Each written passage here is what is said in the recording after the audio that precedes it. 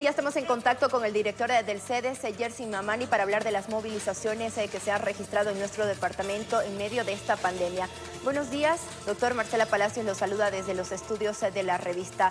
El CEDES ha advertido un rebrote, pero para que la población entienda qué significa un rebrote de casos de coronavirus. Bueno, muy buenos días, como siempre agradecido por la cobertura que nos dan.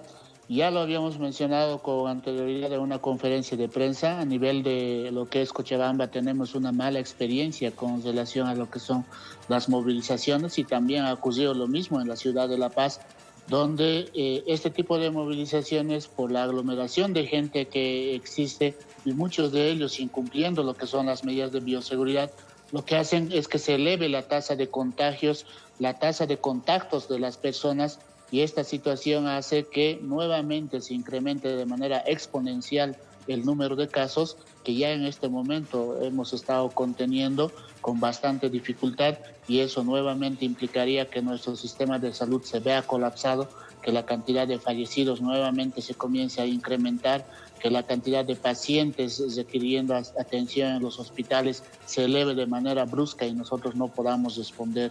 Entonces eso es lo que queremos evitar, y por eso justamente cualquier tipo de movilización o aglomeración de personas se convierte en un factor de riesgo para el incremento en el número de casos. Doctor, no es momento entonces de movilizarse justamente por los casos de coronavirus. Estamos viendo lo que sucedía en el trópico de Cochabamba, donde también se ha realizado una concentración. Este lugar tiene muchos casos de coronavirus, al igual que Cercado. ¿Qué podría suceder en el trópico de Cochabamba considerando que los hospitales ya están colapsados y que no hay terapia intensiva? Bueno, en el caso de lo que es el trópico de Cochabamba, ha costado bastante a lo que es el personal de salud que ha caído, incluso con la enfermedad ahí. Los gobiernos municipales también han movilizado bastante gente para hacer el rastrillaje, la contención de la enfermedad, y ha costado más de un mes contener la enfermedad en esta región.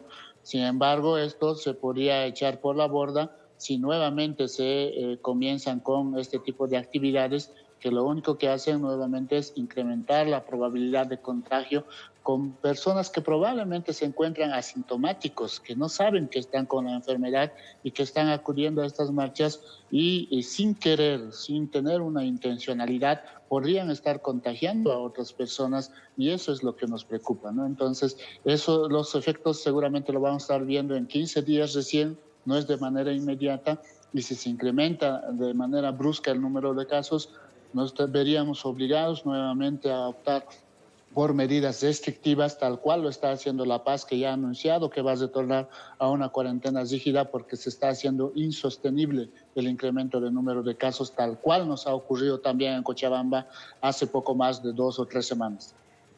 ¿Se va a esperar estos 15 días entonces en Cochabamba para analizar la cuarentena rígida, o este análisis se podría hacer hoy o mañana en la sala situacional? En esta semana primero existe una reunión de Consejo de Ministros donde se va a tratar el tipo de cuarentena que se va a ejecutar en el mes de agosto. En base a ese decreto supremo, nos reuniremos en lo que es el Consejo Metropolitano y también el Comité de Emergencia Sanitaria Departamental, que es la instancia donde se debe definir el tipo de cuarentena. Pero volvemos a recalcar, los efectos no van a ser inmediatos. Mañana o pasado no vamos a tener un incremento brusco, sino recién de aquí a 2 semanas o poco más de ello, y por lo tanto durante este periodo estaremos analizando el crecimiento de casos que existan, y si nuevamente nos presentamos frente a un rebrote de la enfermedad en cualquier área de nuestro departamento, bueno, tendremos que ver el tema de las medidas dentro de estas áreas específicas, focalizando lo que es la cuarentena rígida en esas áreas. Doctor, ¿cuál es la probabilidad de contagio en estas marchas? Porque estamos viendo que muchos de los protestantes no portaban barbijos. Algunos sí, pero no mantienen la distancia social. Entonces, ¿cuál es la tasa de contagio? ¿Cuál sería la tasa de contagio y también la tasa de mortalidad en estas personas, considerando que hay de todas las edades? Bueno, existe una estimación de lo que es la probabilidad por el uso del barbijo y el incumplimiento de lo que es el distanciamiento social, ¿no? Cuando una persona está utilizando barbijo, o las dos personas que se están juntando están utilizando barbijo y están a una distancia mayor a 1.5 metros, la probabilidad de contagio es menor al 1.5%. siendo que uno de ellos tenga la enfermedad. Sin embargo, cuando ya uno de ellos no utiliza barbijo y no se mantiene lo que es el tema del distanciamiento social, esta probabilidad de contagio se puede elevar hasta más del 80%. Por ello, la importancia del cumplimiento de lo que son las medidas de bioseguridad, el distanciamiento social, el uso del barbijo y con ello tratar de contener la enfermedad. Doctor, ¿y qué está pasando con la tasa de letalidad en Cochabamba? Estamos ocupando casi el primer lugar en nuestro país.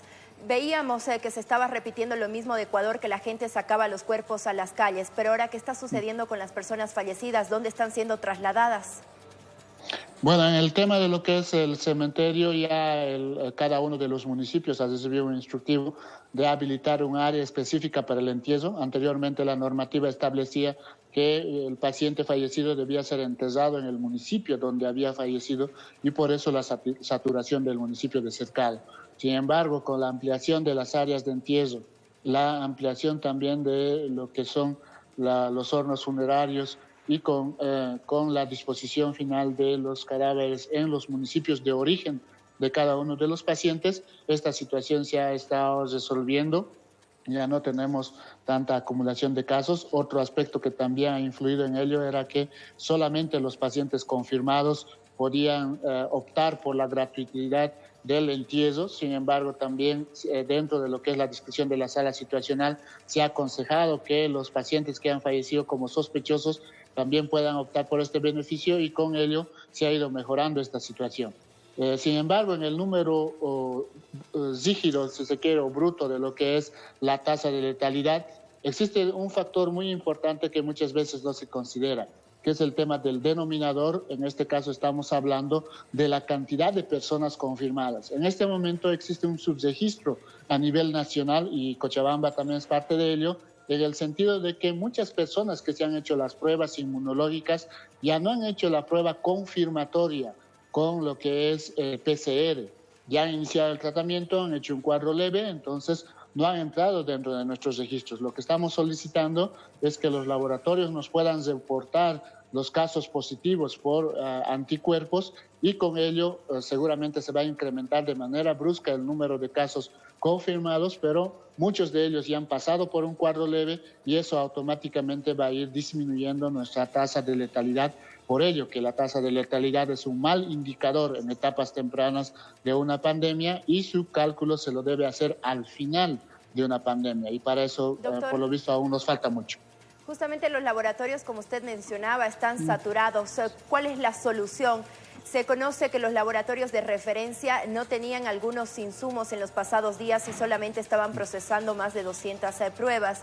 ¿Qué sucede con los privados también en Cochabamba? ¿Y cuánto tiempo debe esperar una persona para hacerse la prueba rápido? ¿Cuánto tiempo incuba el virus? Bueno, dentro de lo que son nuestra capacidad de laboratorio a nivel departamental,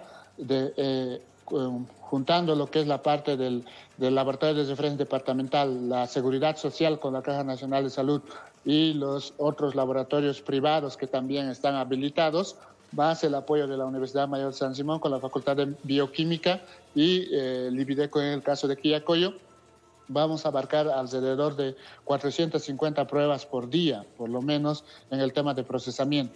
A pesar de ello, el requerimiento ha seguido siendo mayor. Ha habido días que hemos recibido hasta 800 solicitudes en un solo día para realizar la prueba de PCR.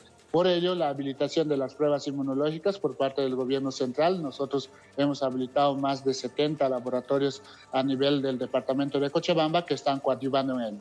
Pero el requisito específico para la toma de muestra en este grupo de pacientes es que haya pasado 10 días desde el día del contacto o por lo menos el tercer día después del inicio de los síntomas. Pues mucha gente no conoce el día exacto en que ha tenido contacto con una persona positiva, por lo tanto se espera que tenga la sintomatología y 3 días después de ello poder tomarnos la muestra y por cualquiera de los métodos, ya sea una prueba de antígeno o una prueba de anticuerpos, que va a tener una mayor probabilidad de darnos un resultado positivo en caso de tener la enfermedad y evitar los falsos negativos. Doctor, para cerrar esta entrevista, ¿cómo se encuentra usted de salud? Se conoce que nuevamente ha sido aislado después de que ha presentado algunas molestias. Sí, bueno, durante el transcurso de la semana el trabajo ha sido intenso nuevamente. En la tomografía de control que me han realizado aún continúan los focos de neumonía, especialmente en mi pulmón derecho. Estoy con un nuevo tratamiento antibiótico. Eso me ha generado también un incremento de la frecuencia cardíaca, una taquicardia que ha elevado mi presión arterial y eso es lo que ha generado el malestar, probablemente asociado también al tema del estrés que implica este trabajo, por ello que estamos manteniendo la cuarentena por este periodo de baja que tenía adicionalmente 4 días, que no lo estaba cumpliendo, pero me veo obligado nuevamente a retornar a esta situación, tratando de limitar mis actividades. Sin embargo, continuamos haciendo el trabajo. El día de hoy tengo una petición de informe oral en la Asamblea Legislativa, lo voy a hacer de manera virtual, seguramente durante todo el día voy a estar en esa situación. Ayer también estuvimos en otra reunión virtual con la Comisión Tercera de la Asamblea Legislativa, en reuniones con diferentes instancias, entonces tampoco estamos parando con las actividades, simplemente cumpliendo el aislamiento. Esperemos que tenga una pronta recuperación, doctor. Hasta la próxima. Muchas gracias y agradecidos por la cobertura. Buenos días.